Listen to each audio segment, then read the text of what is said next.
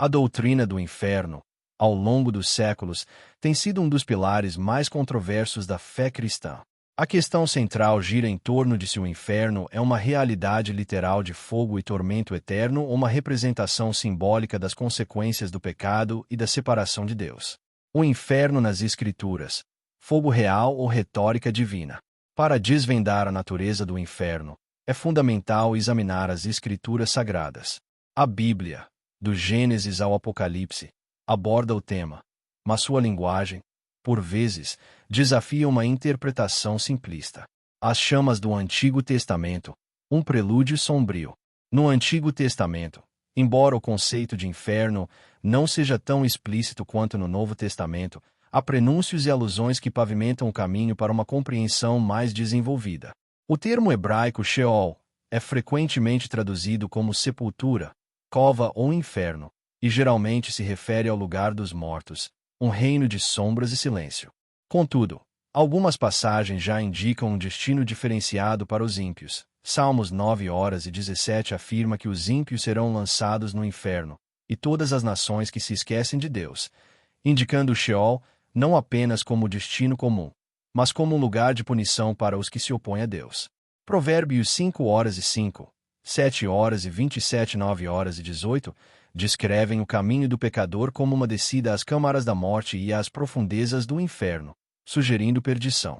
Isaías 14:15, ao descrever a queda de Lúcifer, declara que ele será levado ao inferno, ao mais profundo do abismo, indicando um lugar de degradação e castigo.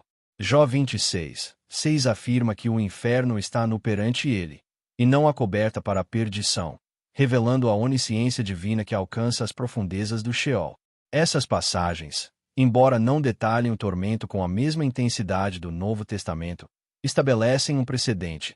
Há um destino para os ímpios que vai além da simples morte, um lugar de separação e juízo divino. A linguagem, por vezes poética, aponta para uma realidade sombria que aguarda aqueles que se esquecem de Deus. Jesus e o Geena, a realidade inegável do fogo eterno. É no Novo Testamento, e particularmente nos ensinamentos de Jesus, que a doutrina do inferno ganha contornos mais nítidos e, para muitos, aterrorizantes. Jesus, o mestre por excelência, não hesitou em usar uma linguagem forte e direta para descrever o destino dos impenitentes. Ele falou mais sobre o inferno do que sobre o céu, e suas palavras ressoam com uma autoridade e desafia qualquer tentativa de desqualificá-las como meras metáforas brandas. O termo mais impactante usado por Jesus é Geena, uma referência ao Vale de Inom, um local real nos arredores de Jerusalém, com uma história macabra de sacrifício de crianças a Moloque, posteriormente, um depósito de lixo onde o fogo queimava incessantemente. A escolha de Jesus por esse local não foi acidental. Ela carregava um peso histórico e cultural que seus ouvintes compreendiam perfeitamente. O Geena era sinônimo de abominação, impureza e destruição. Quando Jesus o utilizava, ele não estava apenas pintando um quadro vívido, mas apontando para uma realidade terrível. Em Mateus 5:22, Jesus associa a ira e o desprezo ao risco de ir para o fogo do inferno, em Geena. Em Mateus 5:29-30 e Marcos 9:43-48, Jesus adverte sobre a necessidade de se livrar de tudo que causa tropeço, mesmo que seja um membro do corpo, para evitar ser lançado no fogo do inferno, em Geena, onde o fogo nunca se apaga e o verme não morre.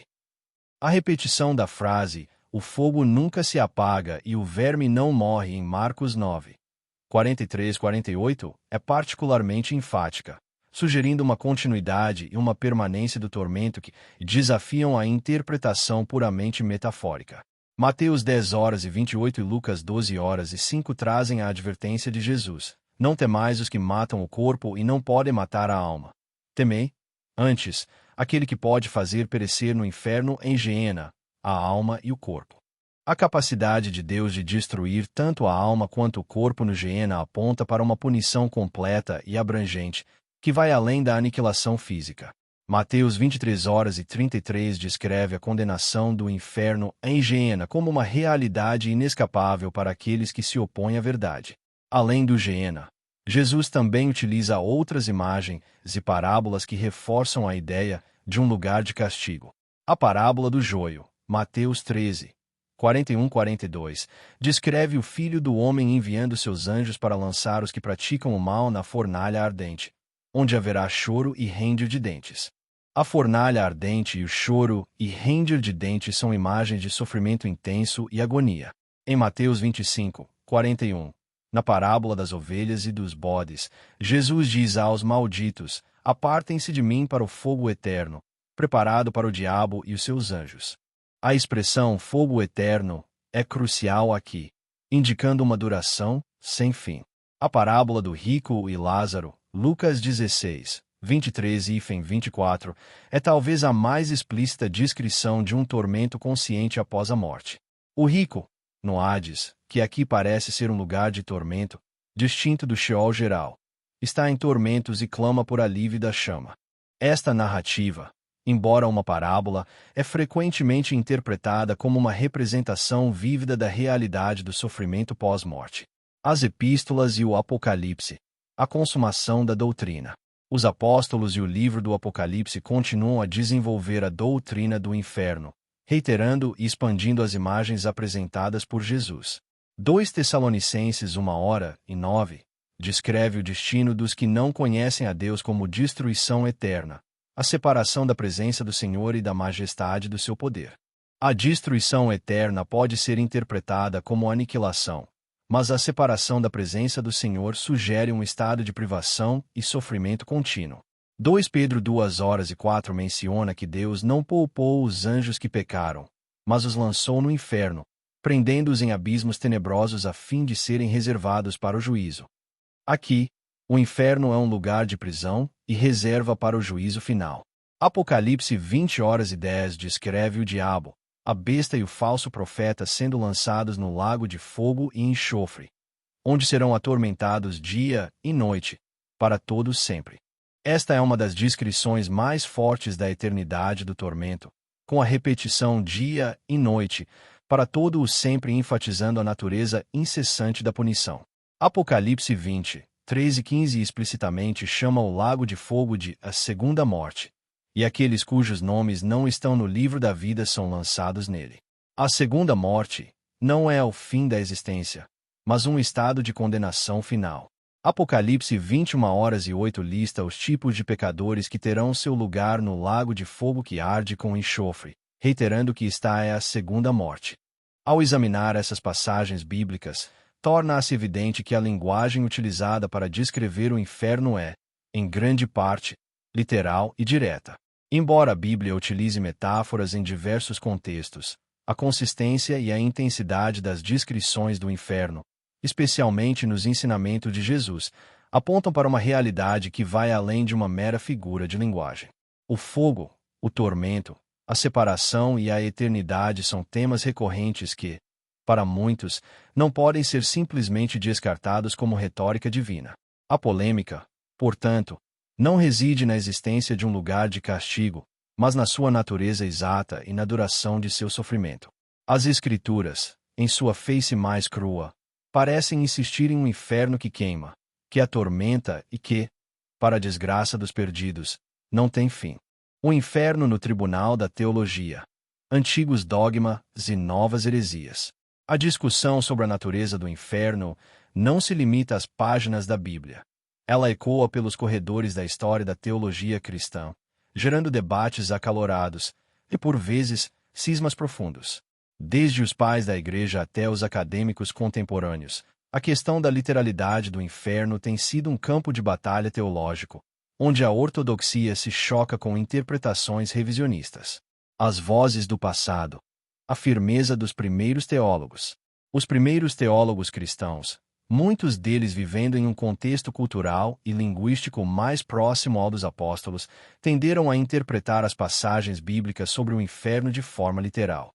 Para eles, o fogo eterno e o tormento não eram meras alegorias, mas realidades a serem temidas.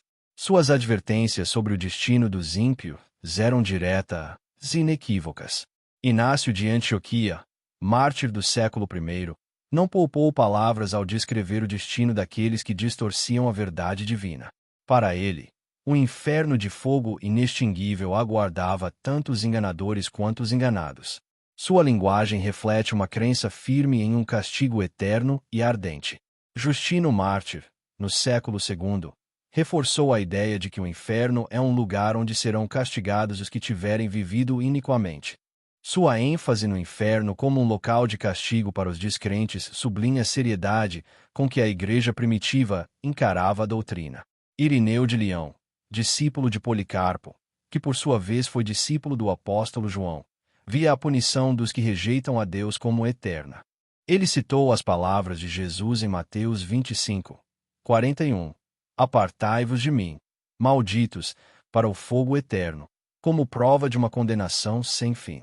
Jerônimo, o renomado tradutor da Vulgata, no século IV, alertou que as falsas doutrinas eram laços fraudulentos que conduziam ao suplício eterno. Sua visão reforça a crença em um sofrimento que perdura para sempre. João Crisóstomo, este influente orador e teólogo do século IV, falou da dupla pena do inferno: o fogo e a privação de Deus.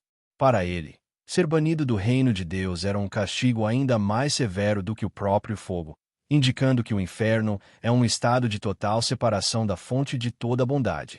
A consistência desses teólogos antigos em afirmar a realidade de um inferno de tormento eterno sugere que essa era a compreensão predominante da Igreja nos primeiros séculos. Suas interpretações, baseadas em uma leitura aparentemente direta das Escrituras, moldaram a doutrina do inferno por séculos. As vozes do presente, o declínio do fogo e a ascensão da dúvida. Se a teologia antiga se caracterizava pela firmeza em relação à literalidade do inferno, a teologia moderna, em muitos de seus segmentos, parece ter empreendido uma marcha em direção à sua desconstrução, no mínimo, à sua reinterpretação radical. O que Rua Albert Moller Jr. chama de desaparecimento do inferno na teologia liberal a partir da década de 1960 reflete uma mudança significativa na forma como a doutrina é encarada. Rua Albert Moller Jr. observa que muitos teólogos e pregadores liberais rejeitaram a doutrina do inferno, mesmo reconhecendo que a Bíblia a ensina claramente. Isso aponta para uma disposição em priorizar outras considerações, como a compatibilidade com a noção moderna de justiça e amor, sobre a aparente clareza bíblica. A ideia de que alguns agem como se o inferno existisse por hábito é uma crítica contundente à perda de convicção na doutrina.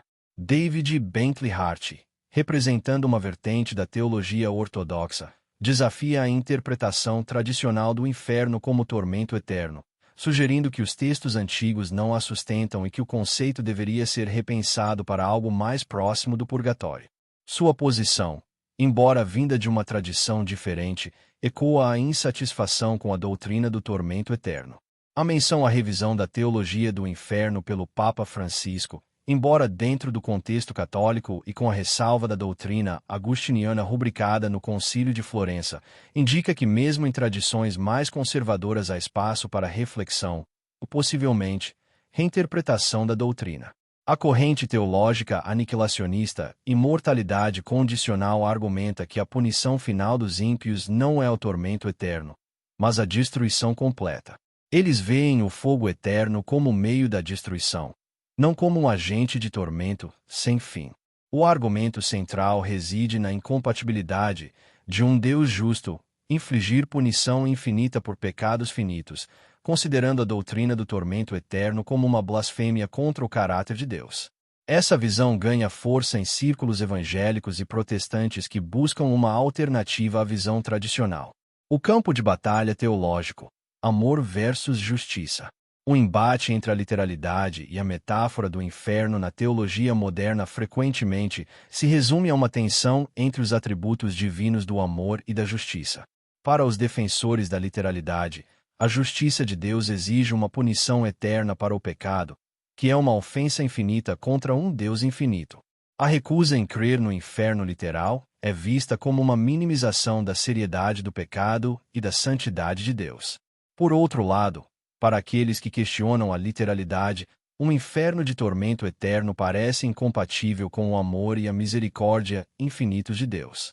Eles argumentam que a punição deve ser proporcional ao pecado, e o tormento eterno por pecados cometidos em uma vida finita parece desproporcional, portanto, injusto. A reinterpretação do inferno como aniquilação ou como um estado de separação de Deus, que em si já seria um sofrimento, busca harmonizar a justiça divina com o amor divino de uma forma que consideram mais coerente.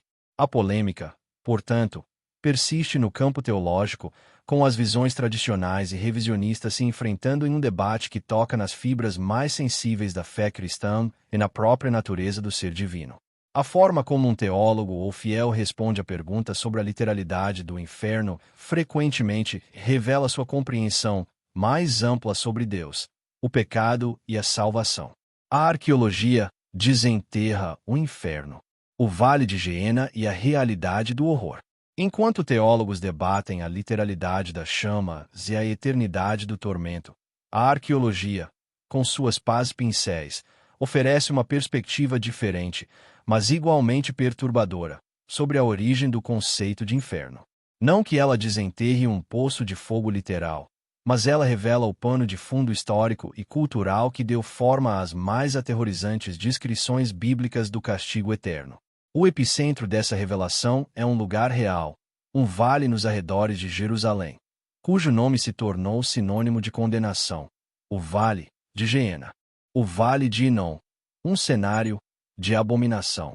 O Vale de Geena, ou Vale de Inom, Inom em hebraico, não é uma invenção teológica, mas um local geograficamente identificável e historicamente carregado. Nos tempos bíblicos, este vale, que serpenteia ao sul e ao oeste da antiga Jerusalém, era palco de práticas que fariam o mais cético dos modernos empalidecer.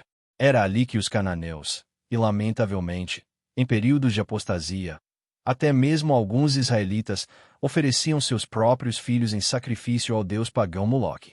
As chamas que consumiam as crianças inocentes no Tofete, um local de sacrifício dentro do vale, eram uma abominação aos olhos de Deus e uma mancha indelével na história de Israel. 2 Reis 23:10 registra a reforma do rei Josias, que profanou o Tofete, que está no Vale dos Filhos de Inom, para que ninguém fizesse passar a seu filho ou a sua filha pelo fogo a Moloque. Esta ação arqueologicamente confirmável demonstra a realidade e a repulsa a essas práticas. Jeremias 32:35 denuncia a persistência desses sacrifícios, reiterando a ira divina contra tal depravação. E edificaram os altos de Baal, que estão no vale do filho de Inom, para fazerem passar seus filhos e suas filhas pelo fogo a Moloque. O que nunca lhes ordenei, nem me veio ao pensamento, que fizessem uma tal abominação, para fazerem pecar a Judá. Após a profanação por Josias, o Vale de Inom tornou-se um local de descarte de lixo da cidade, onde carcaças de animais e corpos de criminosos eram jogados e queimados. O fogo ali era constante, alimentado por enxofre para manter a combustão e evitar a proliferação de pragas. Vermes e larvas infestavam o local, devorando o que o fogo não consumia. O cheiro de fumaça e decomposição pairava sobre o vale, tornando-o um lugar de repulsa e horror. Jesus e o Geena, uma metáfora enraizada na realidade brutal. É nesse contexto histórico e arqueológico que as palavras de Jesus sobre o Geena ganham uma dimensão ainda mais sombria, para alguns, literal. Quando Jesus falava do Geena, seus ouvintes não imaginavam um conceito abstrato. Eles visualizavam o vale real, com suas chamas, sua fumaça, seus vermes e seu cheiro nauseabundo. A metáfora, se é que podemos chamá-la assim, estava profundamente enraizada em uma realidade brutal e visível. Em Marcos 9, 43-48, a repetição enfática de Jesus sobre o fogo que nunca se apaga e o verme que não morre, não era apenas uma figura de linguagem poética. Para aqueles que conheciam o Vale de Inom, essas palavras evocavam a imagem de um lugar onde a destruição era contínua e a decomposição incessante. A persistência do fogo e dos vermes no Vale Real emprestava uma literalidade assustadora às suas advertências. Em Mateus 10:28, a capacidade de Deus de fazer perecer no inferno a Geena, a alma e o corpo não era uma ameaça vazia. No contexto do Vale de Inom, onde corpos eram destruídos, a ideia de uma destruição ainda mais profunda, que atingia a alma, tornava-se palpável. A arqueologia, portanto, não prova a existência de um inferno literal como um reino subterrâneo de fogo. No entanto, ela reforça a ideia de que as descrições bíblicas do inferno não surgiram do vácuo. Elas foram construídas sobre a base de um local real, com um histórico de horror e destruição, que serviu como um poderoso símbolo para o destino final dos ímpios. A repulsa e o medo associados ao Vale de Geena, na mente dos contemporâneos de Jesus, conferiam uma gravidade e uma literalidade às suas palavras que, para a sensibilidade moderna, podem ser facilmente perdidas. A persistência da maldição, o Geena hoje. Curiosamente, mesmo nos dias atuais, o Vale de Geena, apesar de sua beleza natural e de ser um local de lazer, ainda carrega uma aura de mistério e, para alguns, de maldição. A ausência de grandes construções e o fato de ter permanecido relativamente intocado pela urbanização intensa de Jerusalém, mesmo séculos após as práticas abomináveis, levantam questões intrigantes. Seria uma memória coletiva, um resquício da repulsa histórica, que impede o desenvolvimento do local? Ou há algo mais? Uma maldição que ainda paira sobre o vale, tornando um testemunho silencioso da seriedade do pecado e do juízo divino. Independentemente da interpretação, a arqueologia do Vale de Geena serve como um lembrete incômodo. As advertências bíblicas sobre o inferno não são meras abstrações. Elas têm raízes profundas em realidades históricas e culturais que, para os ouvintes originais, eram tão tangíveis quanto o fogo e a fumaça que emanavam do vale. A polêmica sobre a literalidade do inferno, portanto, deve considerar não apenas a exegese textual, mas também a terra que, por séculos, testemunhou o horror e a condenação. O grande debate: fogo literal versus fogo simbólico. A questão da literalidade do inferno é um campo minado teológico, onde cada passo pode detonar uma explosão de controvérsia. De um lado, estão aqueles que, munidos de uma interpretação rigorosa das Escrituras e da tradição, defendem a existência de um inferno de tormento físico e eterno. Do outro, encontram-se os que, movidos por considerações sobre a natureza de Deus e a proporção da punição, argumentam por uma leitura mais simbólica ou por uma doutrina de aniquilação. Este capítulo mergulha no cerne dessa disputa, expondo os argumentos de cada lado com a franqueza que a polêmica exige. A defesa do fogo literal. A incomoda verdade da condenação. Para os defensores da literalidade do inferno, a Bíblia não deixa margem para dúvidas. As descrições são tão vívidas e repetitivas que ignorá-las seria distorcer a própria palavra de Deus.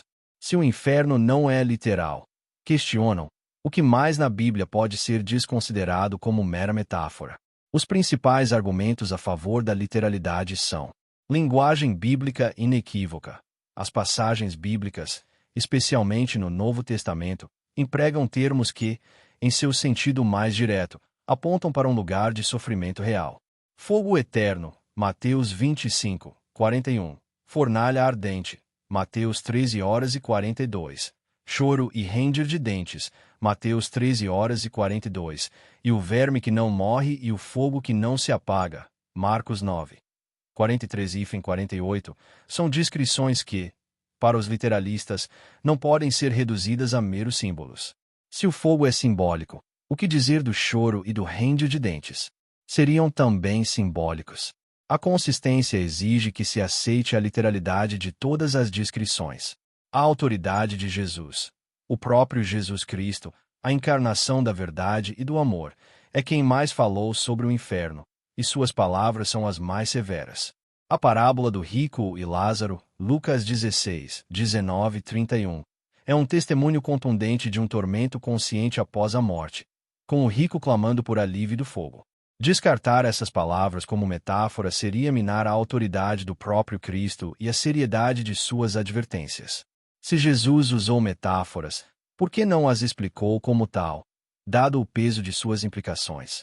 A tradição ininterrupta da Igreja, desde os primeiros séculos, os pais da Igreja, como Inácio de Antioquia, Justino Mártir, Irineu de Leão, Jerônimo e João Crisóstomo, defenderam a existência de um inferno literal, de fogo inextinguível e tormento eterno. Essa consistência histórica, argumentam, reflete a compreensão original e apostólica da doutrina. A ideia de que a igreja primitiva inventou ou exagerou o inferno é uma afronta à sua fidelidade à revelação divina. A justiça inflexível de Deus. Para os literalistas, a doutrina do inferno é uma manifestação da justiça perfeita de Deus. O pecado, sendo uma ofensa contra um Deus infinito, exige uma punição infinita. Se não houvesse um inferno literal, a justiça divina seria comprometida e a seriedade do pecado minimizada. Como um Deus justo poderia permitir que o mal ficasse impune, ou que a punição fosse temporária para uma ofensa eterna? A urgência da mensagem. A crença em um inferno literal serve como um poderoso catalisador para a conversão e a santidade. Se o inferno é uma realidade aterradora, a urgência de se arrepender e crer no Evangelho se torna inegável. Descafeinar a doutrina do inferno, transformando-a em uma mera metáfora, retira a força da advertência divina e pode levar à complacência espiritual. O testemunho arqueológico do Geena. A existência do Vale de Geena, um local real com um histórico de sacrifícios humanos e queima contínua de lixo, fornece um pano de fundo concreto para as metáforas de Jesus. Embora não seja um inferno em si, a associação de um lugar físico de horror com a condenação divina reforça a ideia de que o inferno, para os ouvintes originais, tinha uma conotação de realidade e severidade.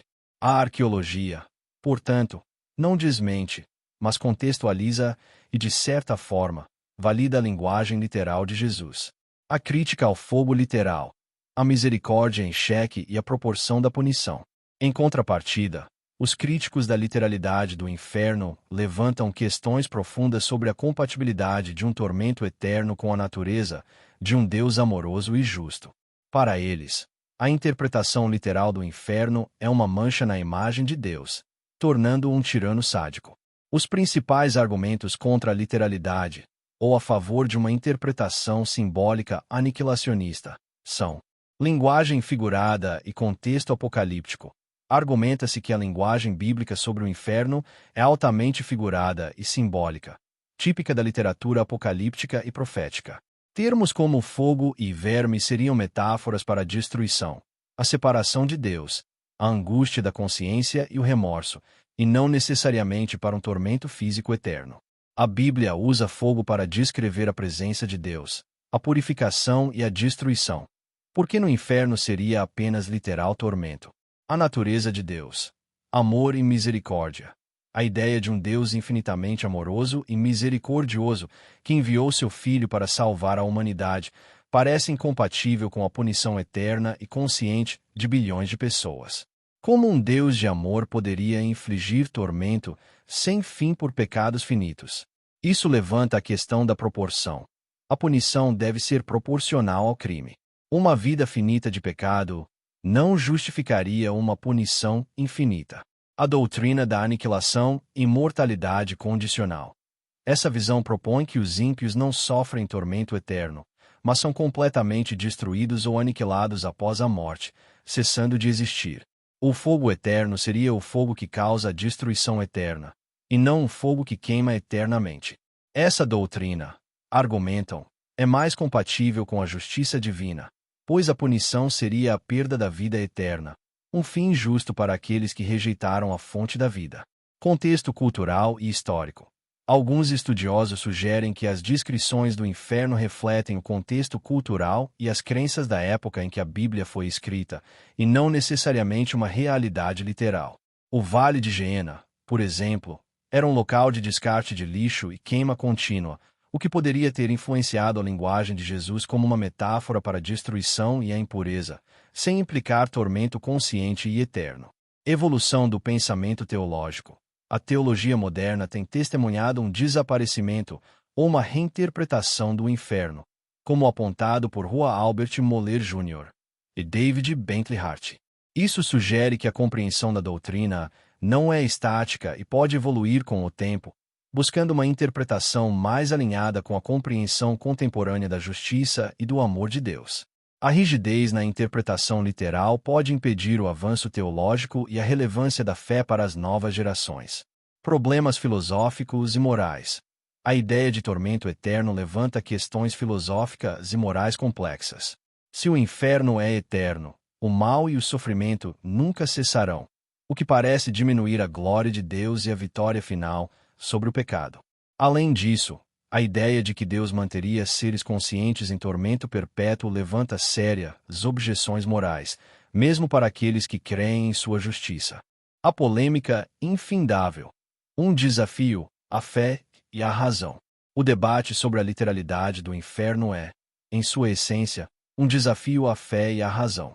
Para os literalistas, a fé exige a aceitação da palavra de Deus em sua forma mais direta, mesmo que isso confronte a razão humana. Para os que buscam uma interpretação mais flexível, a razão e a compreensão do caráter de Deus exigem uma reinterpretação das passagens bíblicas.